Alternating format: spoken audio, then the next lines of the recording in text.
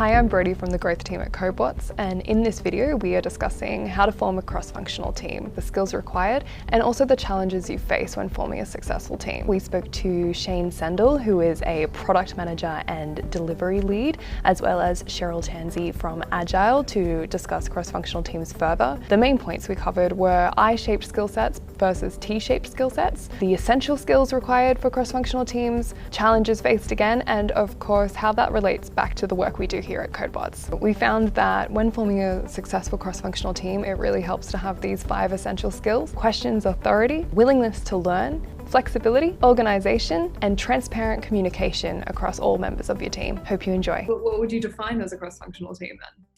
For me, cross-functional team is having people that are working together with different perspectives, different skill sets that all work toward a common goal. Yes. And while you can have a team that all have similar skill sets that work towards a common goal, the diversity of having cross-functional, so many different functions or many different perspectives that you represent and many different skill sets that you can bring in, often allow a team to be able to gain a bit more momentum than a team that just has sort of one skill and one discipline. I tend to find there's a lot less dependencies because the team have the ability to take things right through a journey of, coming up with the ideas, building it and releasing it to your customer. Do you believe, or in your professional opinion, do you think that it is beneficial to have a team made up of people that can wear lots of different hats, so to speak, that they do have a lot of skills and can take on a lot of different areas of? Yes, very valuable. The wider your people are, the better. Now, obviously, there's a trade-off with respect to specialization, and we can talk about that afterwards. I can think of sort of 3 main benefits of having at least cross-functional teams. So one thing I would say is definitely faster delivery is a possibility because they're often working closely with each other. So it at least reduces the friction. Another possibility is better quality, simply because there's less chance of misunderstanding. There's also what happens when you have teams is they have different priorities. So you often get idle time when I have to wait to be able to talk to this person. Then finally I talk to them, they be able to do it. Then this person back here in team A is actually doing something else when this person finally comes back with the answer. So you're getting that idle time, and the way that we work is our brains sort of know they're good at understanding what we're doing at the moment. They're less good at remembering what we did yesterday. Pretty bad at remembering what we did like a week ago, and if it's like, even in some cases I've worked in teams where it can take actually weeks and weeks and months. So it's not just wasting time, but it actually can lead to bad quality simply because you don't remember things. The other thing for me, the key part is the third one, is you typically have happier teams. If we can deliver as a team, if we can deliver end to end, basically that's a way of empowering a team. There's nothing worse, well, at least from my perspective, there's nothing worse than having to wait on another team to be able to do something. With the structure of a cross-functional team, in your opinion, would it be more beneficial to a business to have larger teams with individuals with very niche specializations, or would it be better to have smaller teams of people who still have specializations but are also across other areas of what that team would be doing? So I'm going to give the typical consultant's answer to that one, and it depends, but don't worry, I will explain it. If I was looking for ideals, I'd actually look for basically one person who has all the knowledge and skills needed to deliver. So that's a pretty small team, right? A team of 1. So if they had all the skills needed, all the knowledge, and they could deliver end to end, well, then basically that's the ultimate, right? Most software projects I'm involved in, that person doesn't exist, or at least if they exist, but probably too busy helping Father Christmas out, preparing for the next 25th of December, right? So they're just not available.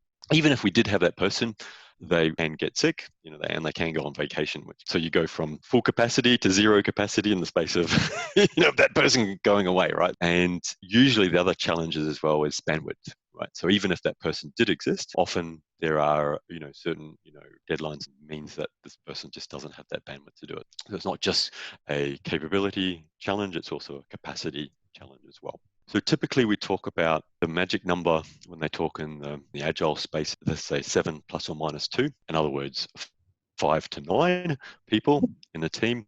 I always like to push it as low as possible. The less people we can get away with, the better. this now doubles back into my it depends situation, because why the less the better? Well, typically it's that network effect of communication, right? So the more people you have, the more incomplete the communication model and the more effort it requires to actually keep everyone in sync. So if you can get most of the skills that you need within the team, and those handoffs that you do have to other teams, either infrequent or low impact. So that's the ideals, right? So capital I kind of represents specialty. So you have a really strong skill set in one area. That is your function, that is what you're good at. And one of the goals with creating teams of high agility and high movement and being able to deliver things sort of end to end within a team requires that we actually build a bit more of a T-shape.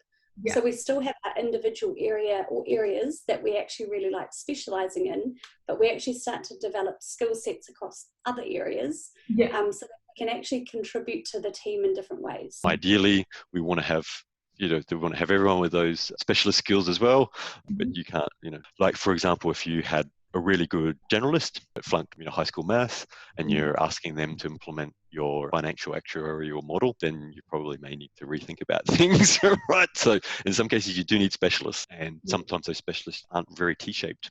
Like the ideal cross-functional team would be one that negates all need or dependency on other teams and outsourcing. Exactly. So that's the ideal. That's kind of like the true north. So how can we kind of approximate that in the reality of the world that we're in? Right?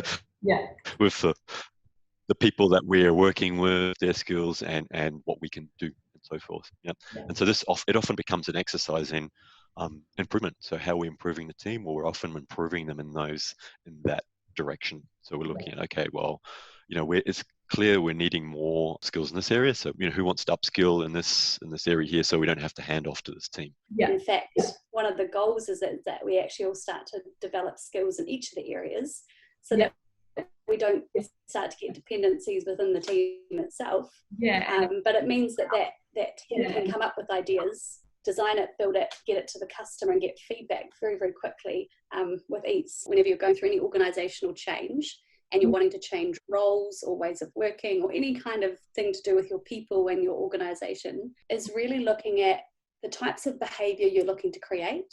That culture.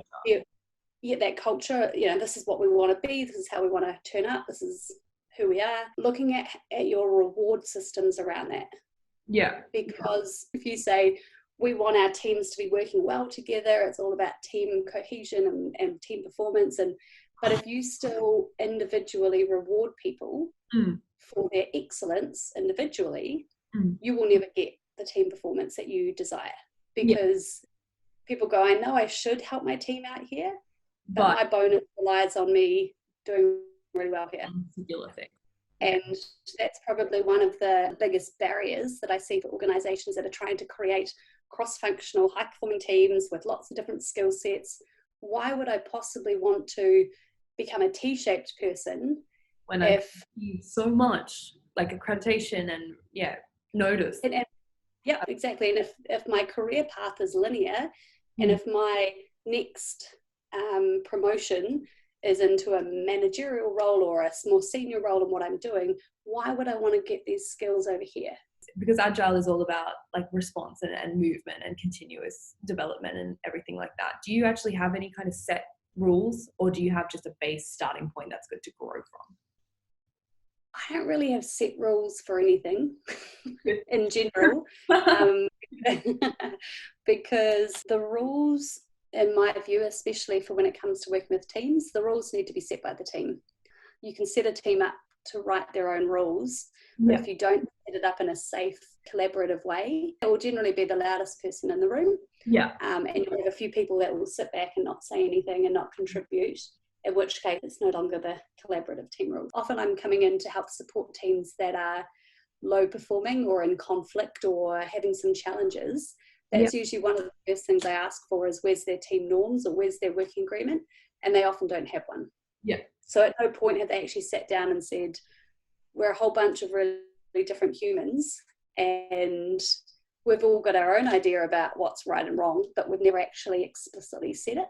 So there are some different ways in which you can facilitate a really healthy conversation around that. Yeah. But certainly getting a team to talk about some of those norms means that they're determining them. Yeah. And what you're ensuring is that everyone agrees to them. Yeah. And then actually going one step further and saying, what do we do in a scenario that we see that someone in the team isn't following the norm? One of the biggest challenges that is going to face us humans in the workplace moving forward is around decision making. Yeah.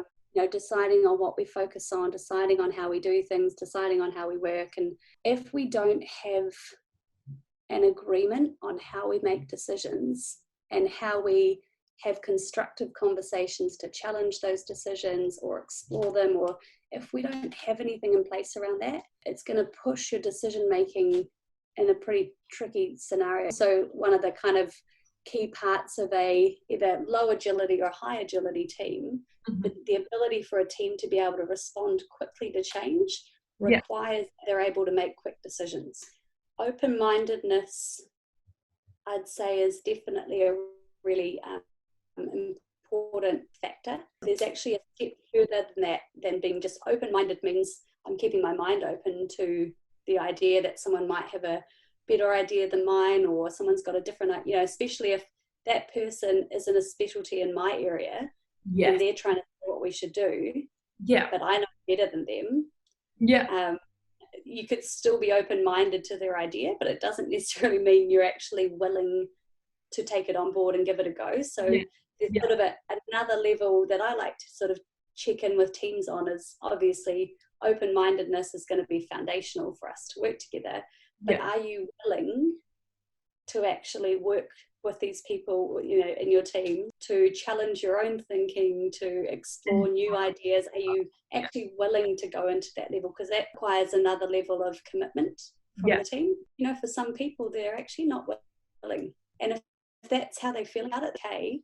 But it might be, again, for a leader or an organisation that are deciding that they want to create cross-functional teams. That's a pretty important one to check in with people as to whether or not they're willing to go on that journey and explore this new way of working, because not everyone may be open to it, in which case it's really for the organisation to set the tone around this is what we expect of our people. Just having cross-functional teams is having the bricks, that's great, but you actually need the bits between that actually help the bricks work together. Without either of them, that team can't be fast-moving, high agility, or anything that you really want it to be for all those benefits that you want a cross-functional team for. Because often those bricks can be quite expensive. So you can have the best bricks in town, but if they can't stick together, and goals, it's a very expensive team to keep running. At the end of the day, my view is if we can help people understand where we're at, what we're thinking, and what we're working on in the workplace, man, it opens up opportunities for people to help you, work with you. And exponential success due to communication and collaboration is the ultimate goal. And again, I'm Brodie from the growth team at Codebots, and we really hope you enjoyed this video.